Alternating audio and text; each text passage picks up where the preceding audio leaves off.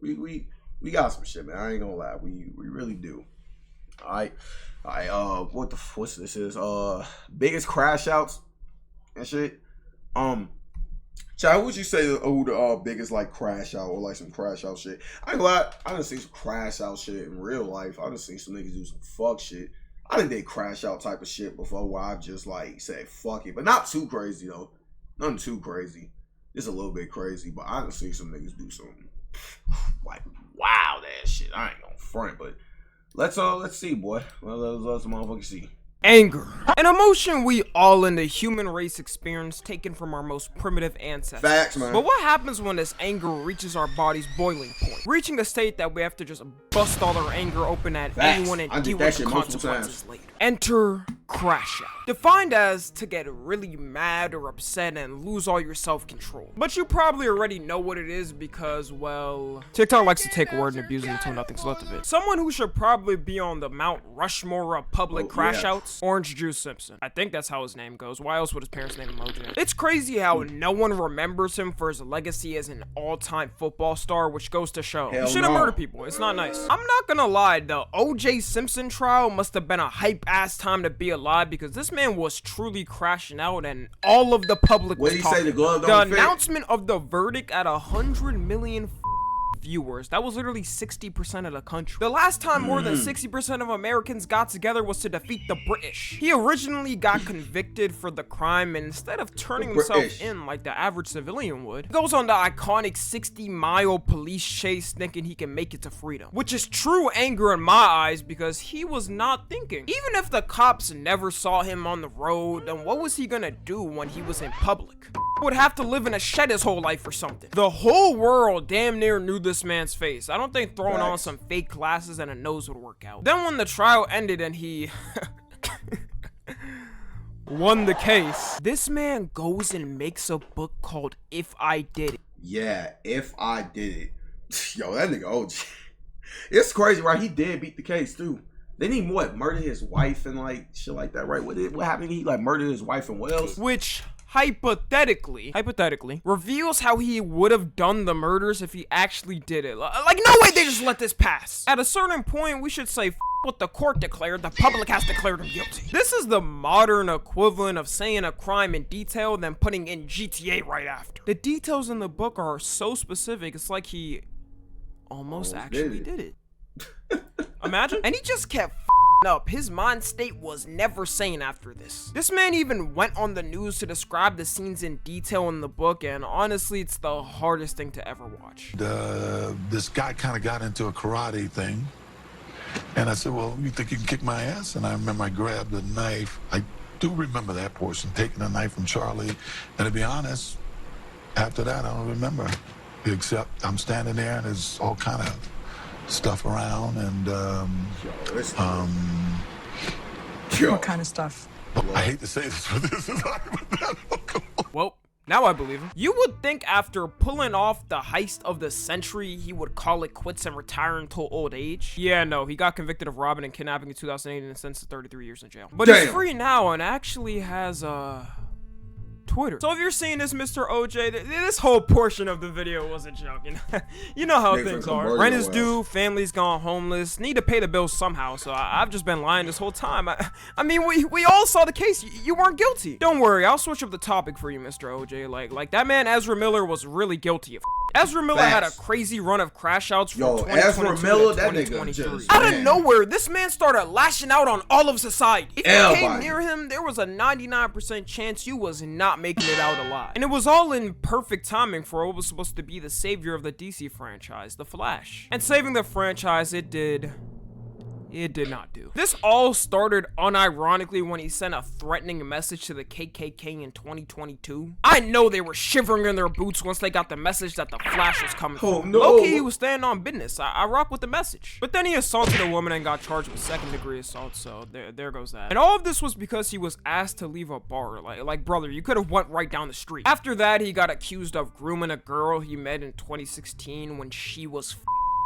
12? Bro, this man is a famous Hollywood male actor. He doesn't even have to try to pull and still does this shit. That's how you know he's a true villain at heart. Then he got a restraining order. Yeah, one thing about weird motherfuckers, just because you give them fame doesn't mean they're like, them type of motherfuckers that still do shit, that like be doing shit like that, always been like that. They whole fuck like fame and shit don't mean shit. I'm just letting y'all niggas know. He pled guilty to a misdemeanor and got 1 year probation. Then look, I'm not doing any more than he's alright. You get it, the crazy. But if you put Ezra Miller and FouseyTube on Crash Out to Crash Out, I'm going with FouseyTube every time. FouseyTube comes back every 3 to 4 years to rank catastrophe on the social media. Oh yeah, I don't think we've seen a sane version of him since he was doing pranks on YouTube. No sane man can transform their body as much as FouseyTube does without having some sort of ferocity. And probably right, the fact that nigga literally just be fucking going buff to like fat. I know, like that nigga just be, it's like that nigga be fat and then a week later that nigga just be shredded. Like, no, that nigga for sure be doing steroids. I don't give a fuck what y'all say. Because no way this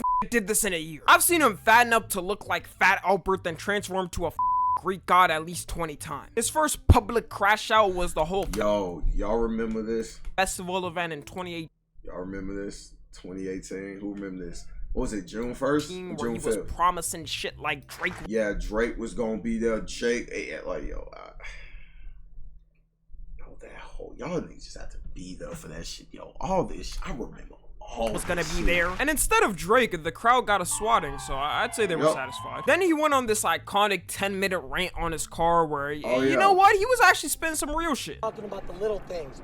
You're heating up your breakfast when I'm heating up my dinner. See, like, you just gotta understand what he's like what he's talking about. Like, you gotta be in the know to know you're in. And of course, we can't forget about the kick run he had, which was a build up to the eventual crash out. I've never seen in real time a creator become mentally insane like I did with Fousey. Clip after clip every day of Fousey doing something more bonkers than the day before it was coming out. I've seen this man dig into his ass crack on his streams. I can't say that for a lot of other streamers. Maybe he's just innovating. Tune into my next stream for a surprise. But you would think with all this crash out energy that if he got into a fight, it would be over for the other dude instantly. Yet in an actual boxing match, he loses to Deji out of all people. I don't know how. Oh yeah, Deji did beat that nigga ass, didn't he? But crazy isn't translating to the muscles, but he's got to fix that ASAP. And it's been a while since I've seen Fousey pop out. Some would say it's almost too quiet. So give it a couple of months and it'll be guaranteed he's back. Someone who's guaranteed to not come back ever though is R. Kelly. Well, at least for 31 years, which is when his sentence ends. Hold up, how the f did R. Kelly only get 31 years? Did no one question this? This is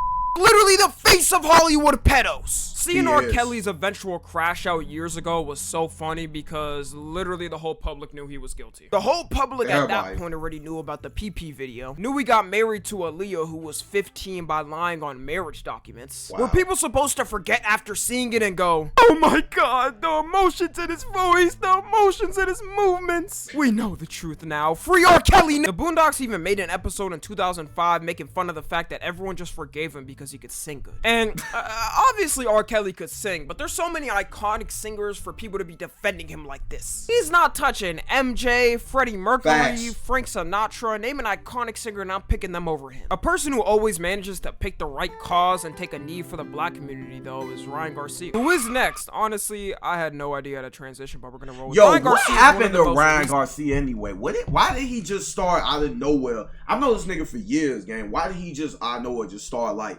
acting weird as hell and just saying all these weird conspiracy theories? He seen kids get like touched in a like what happened to this nigga? Like what happened? Did I miss something? Like why this nigga just turned into like a fucking just a woke ass mother? Like I don't know what the fuck happened to this nigga, boy. Sitting well known in boxing. Like what happened? I'm dead ass serious, cool. Like, I'm concerned. What the fuck happened to this nigga? And he's been going viral this year for, you guessed it, crashing out. No one knows exactly where this came from. Yeah. He still feels the L from his fight with Gervonta Davis. I feel like that fight fucked that nigga up mentally. That nigga Gervonta Davis, he.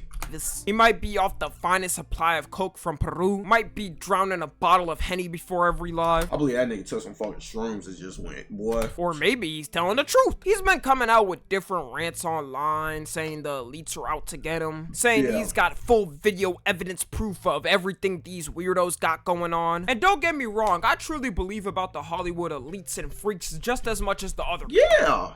I mean, obviously, if you don't believe that, you just dumbing me. Yeah, these motherfuckers is freaky and weird as hell in Hollywood, but like he be saying other shit that I'd be like, I ain't gonna lie, my nigga. I've been a conspiracy theorist ever since Blue's Clues. But there's only one big problem. He hasn't shown a single piece of evidence to back up what he's talking about. If you got the proof that could take down all these elites with a single post, then you telling me you can't post a single shred of evidence? I mean, all you have to do is just open a social media app and the post button is right there. From camera roll to work. It ain't that hard. He keeps hopping on live stream to live stream, ranting still, and it's kind of sad to see. I want to move on to some fictional characters, starting off with Gon. Spoiler warnings, by the way. Gon was a jolly kid throughout almost all of Hunter x Hunter, no matter what was thrown at him. Him and Killua went through the trenches, and he was still always managing to smile. Even when Hisoka was trying to take his butt, he never snapped. But when he transformed to Big Black to beat P2, I knew the story was over, honestly. This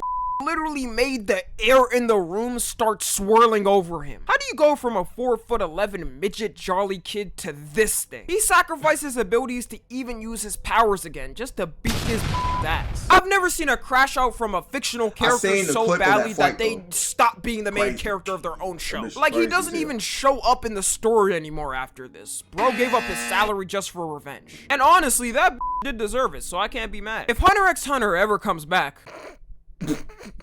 then we can guarantee, like his dad, that Gon won't be there. Someone else's kid who's guaranteed to not be there is Miguel O'Hara. Honestly, Miguel had one of the most valid crash outs out of He did, fo. That nigga lost his fucking his daughter and everything, fo. Like a whole dimension.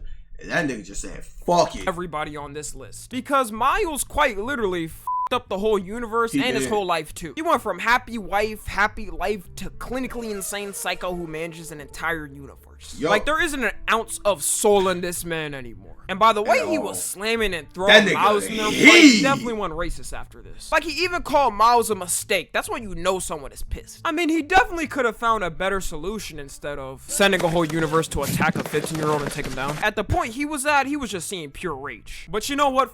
Everybody else on this video before this, the #1 crash out of all time, someone whose crash out hopefully is never passed, is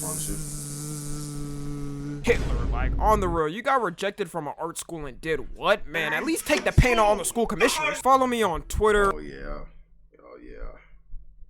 Hitler. You know, I'm not. Instagram and TikTok. As always, I love you guys consensually. And until next time, I'm out. On phone grade, what? Hitler, like, you know, type shit, yeah. That nigga Hitler, you know, type shit, yeah. Hitler, fucking Hitler. WVid though, you know, WVid.